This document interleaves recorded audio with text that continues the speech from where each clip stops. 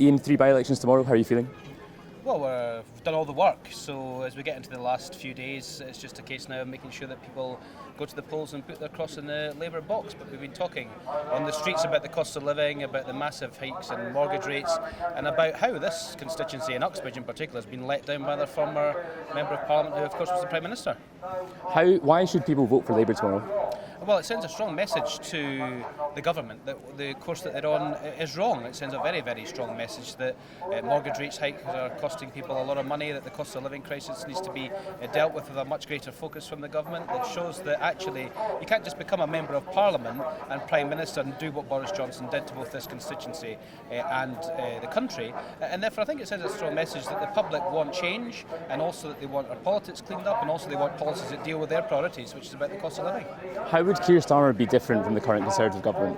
Well, I mean, his 5 missions that he's launched would fundamentally transform the country. They're bold, they're ambitious, they deal with the priorities of the public. It's about having the highest sustained growth in the G7. It's about turning us into a green superpower and all the jobs and opportunities that comes with that. It's about our NHS, it's about crime on our streets, and it's about the other big issues that people are talking about. So that's a bold and ambitious plan for the country that will transform the country, and Keir Starmer just needs the opportunity to serve, and will deliver it.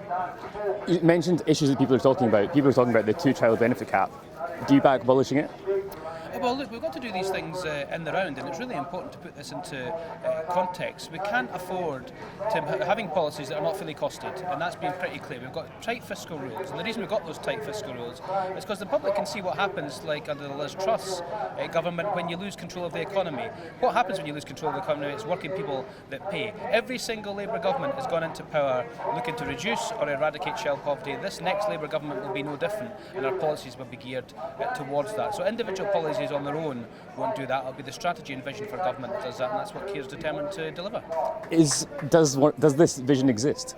Well, of course it exists. The 5 missions have now been launched. Of course, all the individual detailed policies cascades of those missions, but nobody can say that they're not bold and ambitious for the country. Nobody can say that they can't transform the country. Just look at the green superpower issue as an example. We're losing the global race in terms of not just our energy security, energy costs, and indeed our climate obligations, but we're losing it in terms of jobs, in terms of the opportunities that are here. We need a government solely focused on delivering that. Of course, that pushes up standards, pushes up wages, pushes up standard of living, and that's what the next Labour government is going to be all about. So if you take those 5 missions in the round, it's about improved public services and reform public services. It's about an economy that's working and providing highly skilled jobs for the future and for today, and it's about making sure that we can save the environment and the planet. And I think those things, when you put them into context, show that it's a bold and ambitious plan that we should all be getting behind.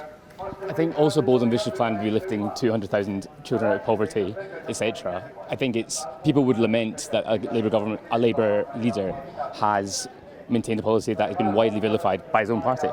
Well, look, this is a key part of the next Labour government. We need to lift children out of poverty. We lifted over 1 million children out of poverty in the last Labour government, and we're going to have to do so again, because all of that has been reversed. The important thing here is to look at this in the round when the manifesto comes. We could all talk about individual policies, but we've got to make sure that that fits into the manifesto, fits into the financial plan, is fully costed, because we can't be promising the public stuff that we can't deliver. That's dishonest, naturally. That's why we're in a by-election in Uxbridge this week, is because the former Prime Minister lied to the public, promised things that he knew he couldn't deliver, and we ended up in a situation where we are today. So we've got to do this properly. The public would never forgive us for being dishonest with them, and the honest thing to say is everything has to be fully costed, because we're going to inherit a situation in the economy that is worse than anyone could ever imagine. That's got to be sorted, and the reason we need to sort that is because that will benefit working people in the short, medium and longer terms. If we don't do that, then the people that will pay for it will be working people, and they're paying for it at the moment.